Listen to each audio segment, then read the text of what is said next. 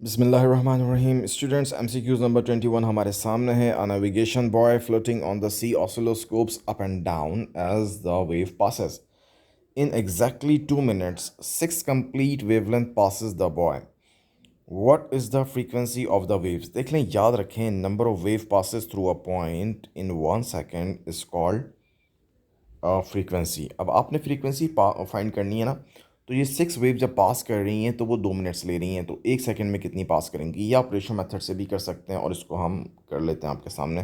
2 minutes का मतलब होता है जी 60 × 2 यानी कि 120 सेकेंड्स होता है हमारे पास। और इसको हम सेलेक्ट कर लेते हैं,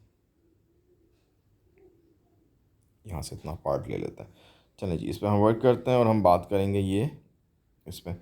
तो ये हम देखते हैं कि 2 मिनट्स का मतलब होता है, एक तरफ हम लिखते हैं टाइम और एक तरफ हम लिखते हैं वेव्स। ठीक है जी, वेव्स और टाइम, ये दो चीज़ें हमने कंपैरिजन करनी है। तो कितनी वेव पास हो रही हैं? 6 कंप्लीट वेव्स पास हो रही हैं। कितने टाइम में? 120 सेकेंड्स में। 120 सेकेंड्स लग रहे हैं 6 वेव्स को पास होने में। तो फ्रीक्वेंसी क्या होती है? बेसिकली हमारे पास the number of the wave passing through a point in 1 second. 1 second में जो वेव पास हो रही हैं वही आपकी फ्रीक्वेंसी होगी। तो वो एक्स वेव्स हो जाएंगी जो पास हो रही होंगी। इसको हम रेशो मेथड से निकाल लेते हैं।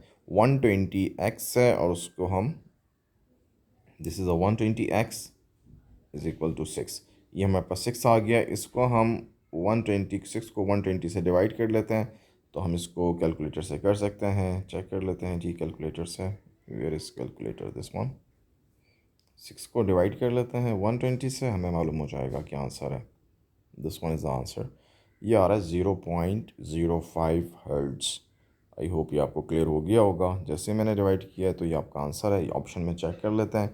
आई होप ये आपके पास ऑप्शन में होगा। अच्छा जी, देख लेते हैं कौन सा ऑप्शन ठीक है। बिल्कुल सही है, option number A is the correct one. 0.050 hertz हमारे पास फ्रीक्वेंसी है वेव की। आई होप ये आपको क्लियर हो गया होगा। अच्छा जी, नेक्स्ट MCQs की तरफ चलते हैं। हमारे पास है number 22। The diagram shows a ray of the light incident on the edge of the piece of the glass. The angle is I is bigger than the critical angle. अब इसी में सारी बात आ गई है। ये जो स्टेटमेंट था कि एंगल I जो है ना वो क्रिटिकल एंगल से ज़्यादा है, तो विच एरो करेक्टली शोन्स the direction of the ray after it leave the edge of the glass.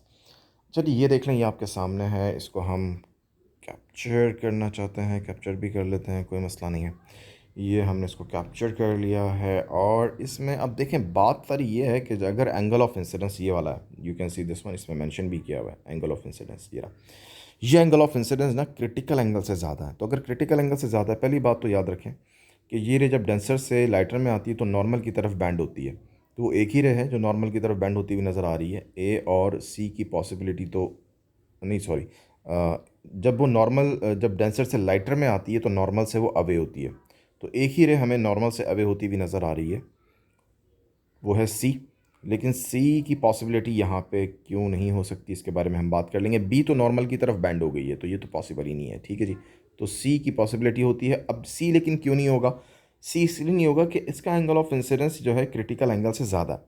और ये टोटल इंटरनल रिफ्लेक्शन का रूल है कि अगर angle of incidence critical angle से ज़्यादा हो तो फिर वो डेंसर से लाइटर में नहीं आ सकती। तो इसलिए सी भी पॉसिबल नहीं होगा, बल्कि वो रे बाउंस बैक कर जाएगी उसी डेंसर मीडियम में। तो ऑप्शन आपका यहाँ पे कौन सा होगा?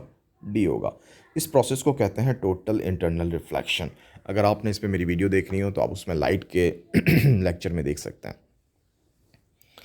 ठीक है जी, आई होप ये आपको क्लियर हो गया होगा। नेक्स्ट MCQs की तरफ चलते हैं हम और हम बात करते हैं उसमें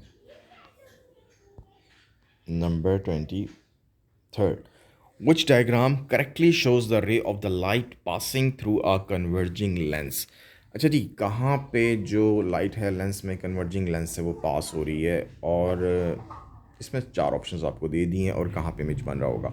इसको देखने के लिए, इसको समझने के लिए हम इसके रूल्स के बारे में बात करेंगे। और सबसे पहले हम बात करते हैं, इसका मैं स्क्रीनशॉट ले लेता हूँ, जस्ट वेट, बल्कि इसको कैप्चर कर लेते हैं, ज़्यादा बेहतर है। यस।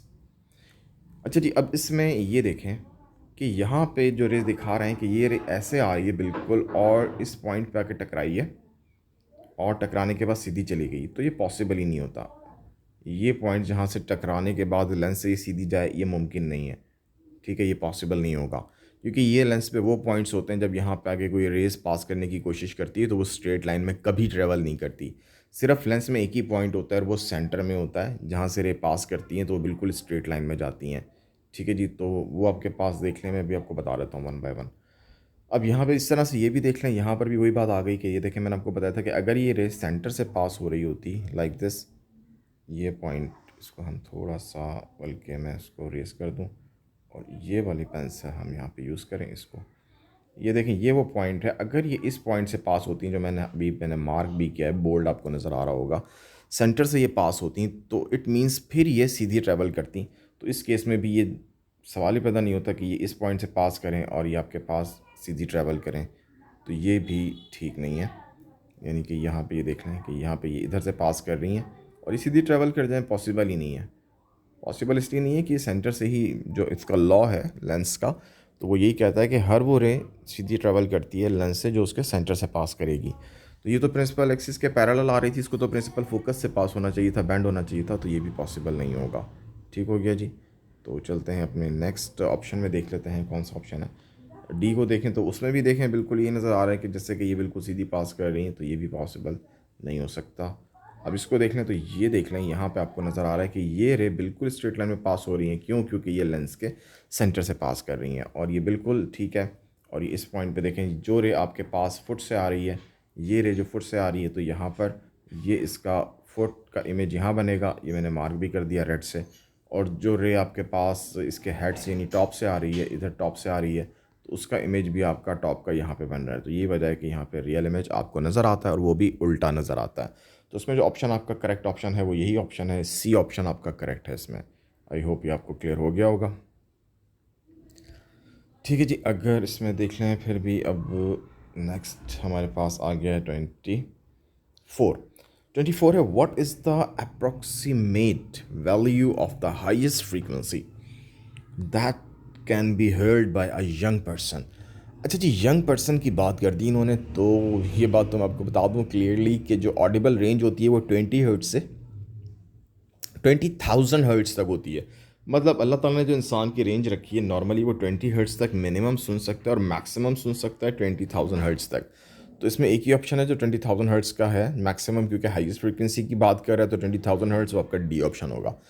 तो ये इतनी मुश्किल बात नहीं है, लेकिन इसमें एक यंगेस्ट पर्सन के हवाले से जो वर्ड आ गया तो उसको मैं जस्टिफाई कर दूँ कि जैसे जैसे आपकी एज बढ़ती है, आपकी ये रेंज जो है बेसिकली कम होना शुरू हो जाती है। और ये वजह आपने देखा होगा कि सम टाइम जो पीपल्स होते हैं, कुछ लोग जब वो 60 या 70 की एज में जाते हैं तो उनको ऊंचा सुनने की जो है प्रॉब्लम्स हो जाती है और उनको सुनाई नहीं दे रहा होता, तो उनके जो फ्रीक्वेंसी रेंज है वो डिस्टर्ब हो चुका होता है। ठीक है ना, और वो रेंज उनका कम हो चुका होता है, तो इसलिए उनको प्रॉब्लम आ रहा होता है। नॉर्मली ना यंग पीपल के लिए जो रेंज अल्लाह ताला ने हमें दिया हुआ है वो है 20,000 hertz. Thank you guys, so nice of you. I hope ये आपको क्लियर हो गया होगा। अल्लाह हाफिज़।